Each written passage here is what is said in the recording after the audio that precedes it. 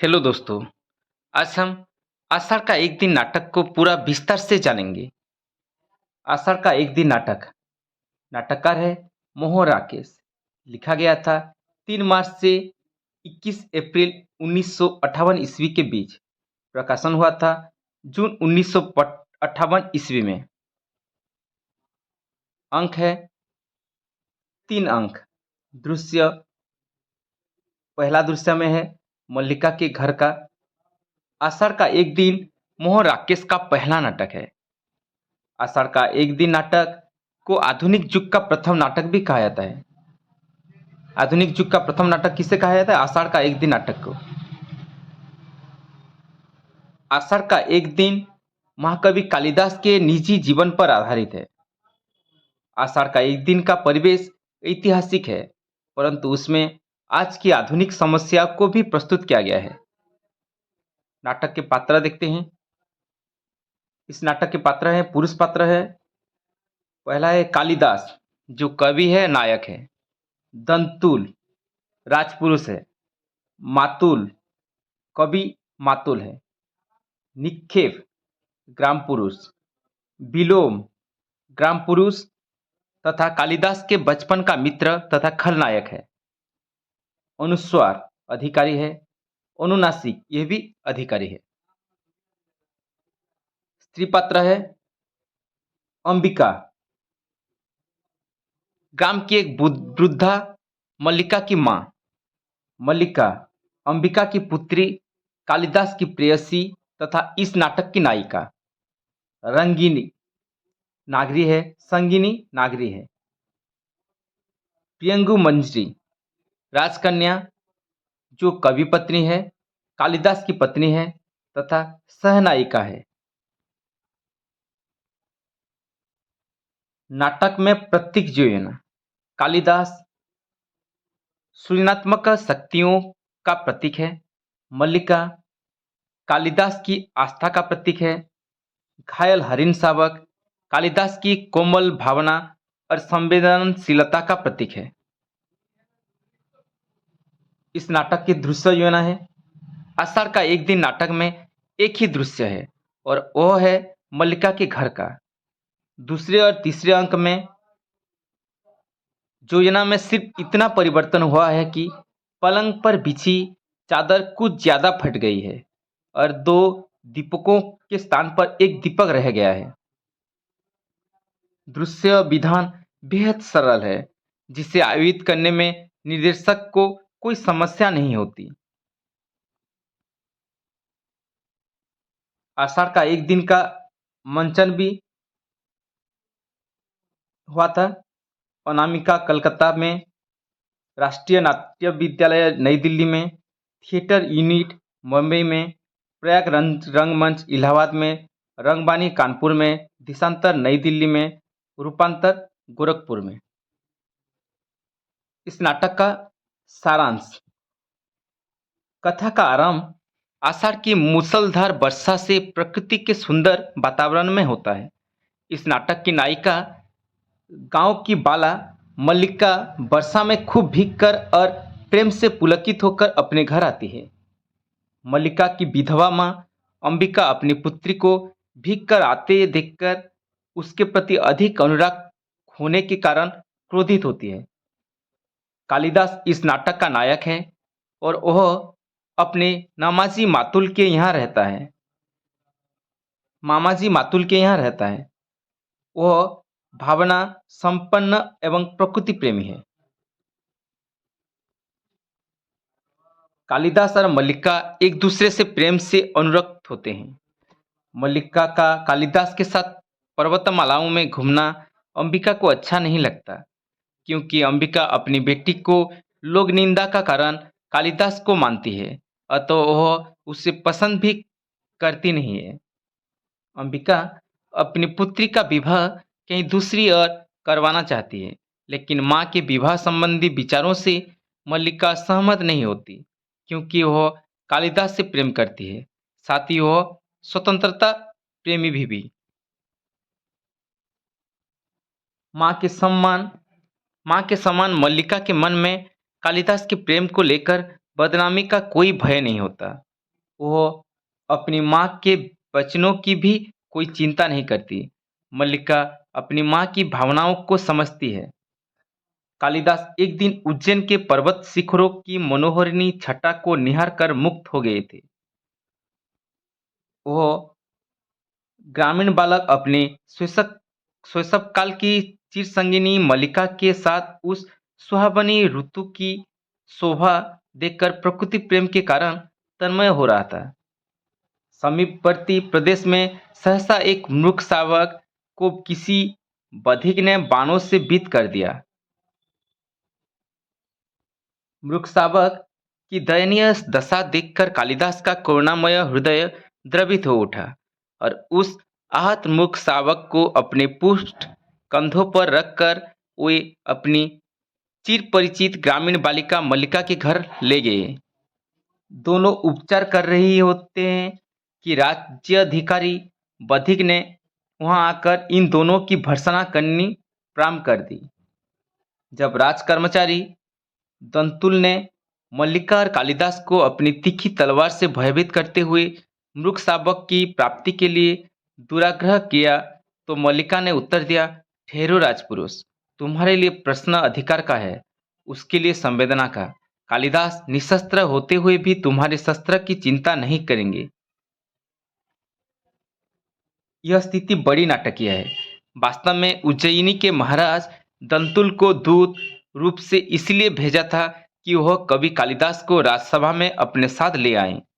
दंतुल मल्लिका की इस वाणी से हतप्रभ रह गया। उसने प्रार्थना की कि कालिदास के काव्य ऋतुसंहार की ख्याति महाराज के कानों तक पहुंच चुकी है, अतः इन्होंने इस कवि को राजसभा में आमंत्रित किया है। मल्लिका और उसकी बुद्धा माता अंबिका को आनंद के साथ परम विस्मय भी हुआ। कालिदास अपनी प्रिय ग्राम्य भूमि और चिरसंगिनी मल्लिका का त्याग नहीं करना चाहते थे, पर मल्लिका की प्रेरणा से उन्होंने उज्जयिनी जाना स्वीकार कर लिया। नाट्यकार ने बड़े कुशल से इस स्थल पर कालिदास के बाल्यकाल की विषम परिस्थितियों की अर्थ संकेत किया है।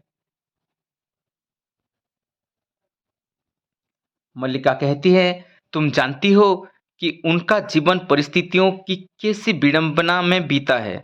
मातुल यानी कवि मातुल के घर में उनकी दशा क्या थी। उस साधनहीन और अभावग्रस्त जीवन में विवाह की कल्पना ही क्यों कर की जा सकती है। यही मल्लिका की माता अंबिका एक प्रकार से भविष्यवाणी करती है। किसी संबंध से बचने के लिए अभाव जितना बड़ा कारण होता है, अभाव की पूर्ति उससे बड़ा कारण बन जाती है। इस निमंत्रण का प्रभाव कवि कालिदास पर विलक्षण ही पड़ा। वे तो काली मंदिरों में उपासना मग्न हो गए।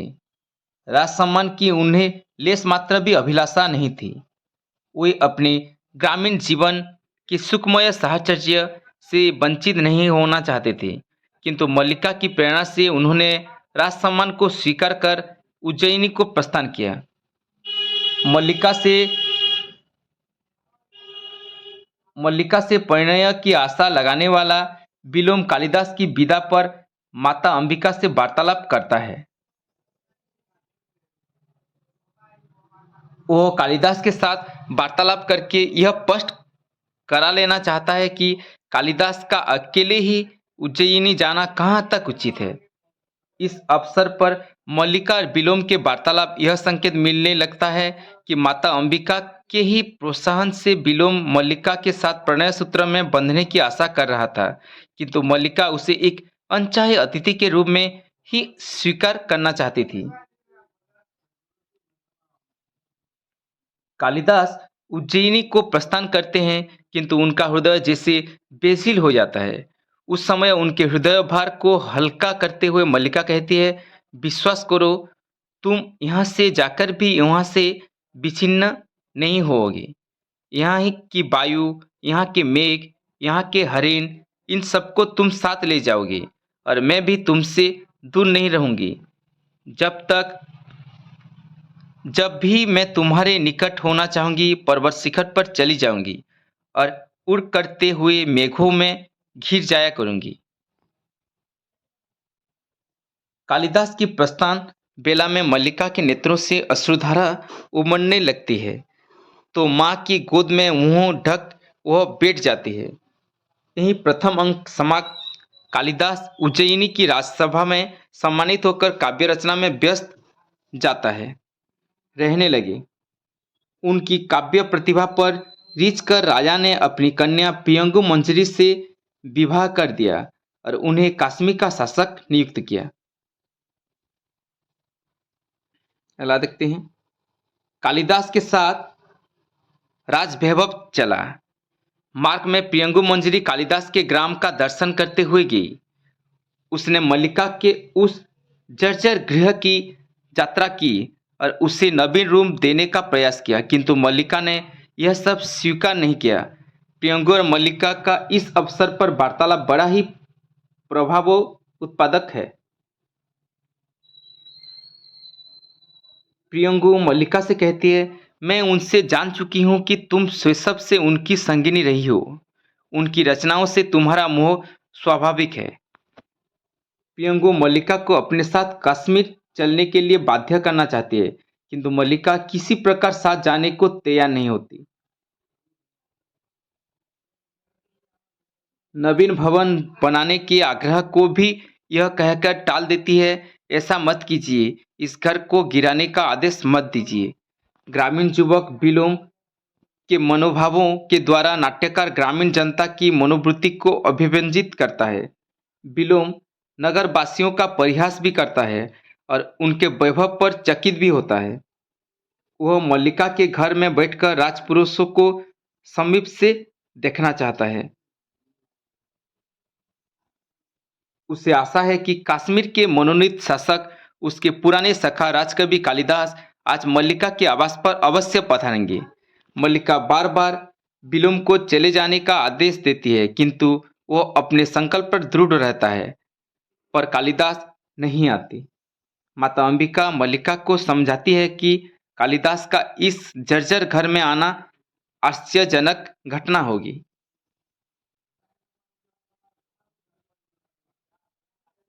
उसके न आने में आश्चर्य कहाँ। वह कहती है, अब भी रोती हो उसके लिए, उस व्यक्ति के लिए जिसने मल्लिका उसके संबंध में कुछ मत कहो माँ, कुछ मत कहो, सिसकती रहती है। नाटक का द्वितीय अंक यहीं समाप्त हो जाता है। कई वर्ष व्यतीत हो जाते हैं और कश्मीर में विद्रोह शुरू होता है। शत्रुओं से घायल एक सैनिक मल्लिका ग्राम स्थित कवि मातुल को सूचना देता है कि कालिदास ने संन्यास ले लिया है। मल्लिका इससे स्वीकार नहीं करती और कालिदास के ग्रंथों का स्वाध्याय करती रहती है। उज्जयिनी के व्यवसायियों के माध्यम से वह कालिदास के सभी ग्रंथों को मंगाकर पढ़ती है। उज्जयिनी के व्यवसायियों ने मल्लिका को यह भी बताया कि कालिदास पर बारंगाना प्रेम का अपवाद है। बारंगाना का अर्थ है वेश्या। आषाढ़ के वो ही दिन थे, रिमझिम वर्षा हो रही थी, उसी प्रकार मेघ गरज रहे थे, बिजली चमक रही थी। इसी समय राजकीय वस्त्रों में परंतु क्षत व्यक्षत से कालिदास मल्लिका के गृह में प्रविष्ट होते हैं। मल्लिका चकित रह जाती है। इस स्थल पर दोनों का वार्तालाप कवि कालिदास के वास्तविक रूप को इस प्रकार प्रकट करते हैं। मल्लिका, आर्य मातुल ने आज ही बताया था कि तुमने कश्मीर छोड़ दिया है। कालिदास कहते हैं, हाँ, क्योंकि सत्ता और प्रभुत्व का मोह छूट गया है। आज मैं उस सब से मुक्त हूँ जो वर्षों से मुझे कसता रहा है। कश्मीर में लोग समझते हैं कि मैंने संन्यास ले लिया है, परंतु मैंने संन्यास नहीं लिया। यहाँ की एक एक वस्तु में जो साम्यता थी, वह यहाँ से जाकर मुझे कहीं नहीं मिली। मुझे यहाँ की एक एक वस्तु के रूप और आकार का स्मरण है। कवि यहाँ अपनी काव्य प्रेरणा का स्रोत बताते हुए कहता है, मैं जानता हूँ कि मैंने वहाँ रहकर कुछ नहीं लिखा, जो कुछ लिखा है वह यहाँ के जीवन का ही संचय था। कुमार संभव की पृष्ठभूमि यह हिमालय है और तपस्विनी उमा तुम हो। मेघदूत के जख्य की पीड़ा मेरी पीड़ा है और बिरह बीमारदता जखिणी तुम हो। अभिज्ञान शकुंतला में शकुंतला के रूप में तुम ही मेरे सामने थी। रघुवंश में अच का विलाप भी मेरी ही वेदना की अभिव्यक्ति थी। वार्तालाप वार्तालाप करते करते मल्लिका सिले हुए पत्रों के भेंट के रूप में प्रदान करते हुए कहती है, ये पत्र मैंने अपने हाथों से बनाकर सिए थे। सोचा था तुम राजधानी से आओगे तो मैं तुम्हें भेंट दूंगी, कहूंगी कि इन पृष्ठों पर अपने सबसे बड़े महाकाव्य की रचना करना, परंतु उस बार तुम आकर भी नहीं आए और यह भेंट यहीं पड़ी रही। कालिदास पन्ना उलटते हुए उन पर अश्रु बिंदुओं के चिन्ह श्वेतकरणों का प्रणाम फूलों की सूखी पत्तियों के रंग देखकर कहते हैं, ये पृष्ठ अब कोरे कहाँ हैं मल्लिका। इन पर एक महाकाव्य की रचना हो चुकी है, अनंत सर्गों के एक महाकाव्य की। इन पृष्ठों पर अब नया कुछ क्या लिखा जा सकता है, परंतु इससे आगे भी तो जीवन शेष है। हम फिर अत से प्रारंभ करते हैं। अत यानी आरंभ। इतने ही में विलोम का प्रवेश होता है। ऐसा प्रतीत होता है कि माता अंबिका के आग्रह से विलोम के साथ मल्लिका का परिग्रहण हो जाता है और उनके गृह में एक शिशु का कीड़ा कोलाहल सुनाई पड़ता है। अंत में कालिदास प्रस्थान करता है और मल्लिका अपने नवजात शिशु को गोद में लेकर चूमने लगती है। यही नाटक का समाप्त हो जाता है। नाटक के प्रमुख कथन। मल्लिका अपनी मां अंबिका से कहती है, आषाढ़ का पहला दिन और ऐसी वर्षा मां, ऐसी धारासार वर्षा दूर दूर तक की उपत्यकाएं भीग गईं और मैं भी तो देखो ना मां कैसी भीग गई हूं। दूसरा है अंबिका का कथन। वह तुम्हें तुम्हारी भावना का मूल्य देना चाहता है तो क्यों नहीं स्वीकार कर लेती।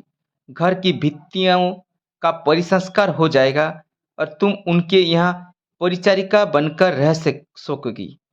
इससे बड़ा और क्या सौभाग्य तुम्हें चाहिए। तीसरा कथन है मल्लिका अपनी मां अंबिका से कहती है, मैंने भावना में एक भावना का वर्णन किया है। मेरे लिए वह संबंध और सब संबंधों से बड़ा है। मैं वास्तव में अपनी भावना से प्रेम करती हूँ, जो पवित्र है, कोमल है, अनश्वर है। अगला कथन है अंबिका का कथन है, जिसे तुम भावना कहती हो वह केवल छलना और आत्म प्रवंचना है। उससे जीवन की आवश्यकताएं किस तरह पूरी होता है। कालिदास का कथन है, मैं राजकीय मुद्राओं से कृत होने के लिए नहीं हूं। अगला कथन है विलोम से। मल्लिका कहता है, विलोम क्या है। एक असफल कालिदास और कालिदास एक असफल विलोम। मल्लिका कालिदास से कहती है, नहीं, विदा तुम्हें नहीं दूंगी। जा रहे हो इसलिए केवल प्रार्थना करूंगी कि तुम्हारा पथ प्रशस्त हो। अगला कथन है दंतुल का कथन कालिदास के संबंध में। शब्द और अर्थ राजपुरुषों की संपत्ति है, जानकर आश्चर्य हुआ। अंबिका का कथन कालिदास के प्रति, वह व्यक्ति आत्मसीमित है। संसार में अपने सिवा उसे और किसी से मोह नहीं है। जहाँ तक मल्लिका से उसके प्रेमाकर्षण या मोह का प्रश्न है।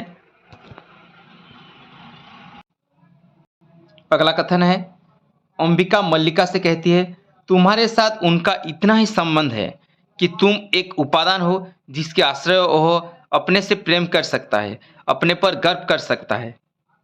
कालिदास मल्लिका से कहता है, मैं यहाँ से क्यों नहीं जाना चाहता था। एक कारण यह भी था कि मुझे अपने पर विश्वास नहीं था। मैं नहीं जानता था कि अभाव पर भर्त्सना का जीवन व्यतीत करने के बाद प्रतिष्ठा और सम्मान के वातावरण में जाकर मैं कैसा अनुभव करूंगा। अगला कथन है कालिदास अपने कश्मीर जाने के प्रसंग में मल्लिका से कहता है, तुम्हें बहुत आश्चर्य हुआ था कि मैं कश्मीर का शासन संभालने जा रहा हूँ, परंतु मुझे इससे कुछ भी अस्वाभाविक प्रतीत नहीं होता। अभावपूर्ण जीवन की वह एक स्वाभाविक प्रतिक्रिया थी, संभवतः नहीं होता। अभावपूर्ण जीवन की वह एक स्वाभाविक प्रतिक्रिया थी, जिन्होंने जब तब मेरी भर्त्सना की थी, मेरा उपहास उड़ाया था। अगला कथन है, कालिदास दंतुल से कहता है, इस प्रदेश में हरिणों का आखेट नहीं होता राजपुरुष, तुम बाहर से आए हो, इसलिए इतना ही पर्याप्त है कि हम इसके लिए तुम्हें अपराधी न माने। अंबिका दंतुल से कह रही है कालिदास के प्रति, वह व्यक्ति आत्मसीमित है, संसार में अपने सिवा उसे और किसी से मोह नहीं है। अगला कथन है, मल्लिका का कथन, जीवन की स्थूल आवश्यकताएं ही तो सब कुछ नहीं है, उनके अतिरिक्त भी तो बहुत कुछ है। मल्लिका का कथन है, और एक, क्या अधिकार है उन्हें कुछ भी कहने का। मल्लिका का जीवन उसकी अपनी संपत्ति है, वह उसे नष्ट करना चाहती है, तो किसी को उस पर आलोचना करने का क्या अधिकार है। मल्लिका कालिदास से कहती है, मैं यद्यपि तुम्हारे जीवन में नहीं रही, परंतु तुम मेरे जीवन में सदा बने रहे हो। मैंने कभी तुम्हें अपने से दूर नहीं होने दिया। तुम रचना करते रहे और मैं समझती रही कि मैं सार्थक हूँ। मेरे जीवन की भी कुछ उपलब्धि है। अगला कथन है, मल्लिका कालिदास से कहती है, जानती हूँ कोई भी रेखा तुम्हें घेर ले तो तुम घिर जाओगी, मैं तुम्हें घेरना नहीं चाहती। कालिदास का कथन है, मैंने बार बार अपने को विश्वास दिलाना चाहा कि कमी उस वातावरण में नहीं, मुझ में है। मैं अपने को बदल लूं तो सुखी हो सकता हूं, परंतु ऐसा नहीं हुआ।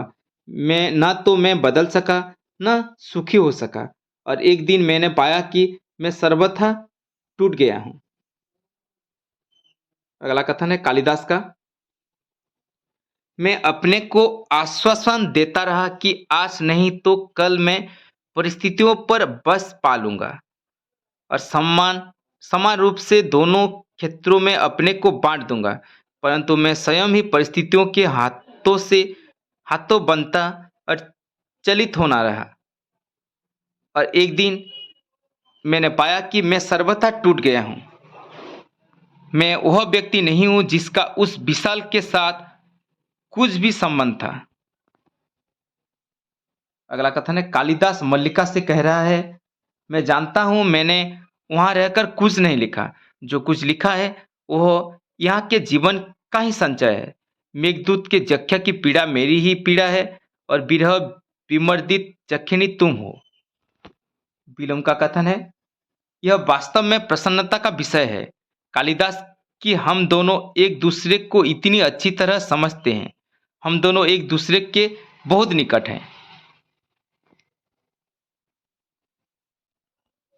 कालिदास का कथन है, मैं अनुभव करता हूं कि यह ग्राम प्रांतर मेरी वास्तविक भूमि है। मैं कई सूत्रों से इस भूमि से जुड़ा हूं। उन सूत्रों में तुम हो, यह आकाश और यह मेघ है। यहाँ की हरियाली है, हरिणों के बच्चे हैं, पशुपाल हैं। यहाँ से जाकर मैं अपनी भूमि से उखड़ जाऊंगा। अगला कथन है, पियंगु मंजरी का कथन, मैं यहाँ का कुछ वातावरण साथ ले जाना चाहती हूँ। कुछ हरिण शावक जाएंगे जिसका हम अपने उद्यान में पालन करेंगे। यहाँ की औषधियाँ उद्यान के क्रीड़ा शैल पर तथा आसपास के प्रदेश में लगवा दी जाएंगी। कालिदास द्वारा राजकीय सम्मान को स्वीकार न करने की बात सुनाकर मातुल कहता है, मेरी समझ में नहीं आता कि इसमें क्रय विक्रय की क्या बात है। सम्मान मिलता है, ग्रहण करो, नहीं कविता का मूल्य ही क्या है।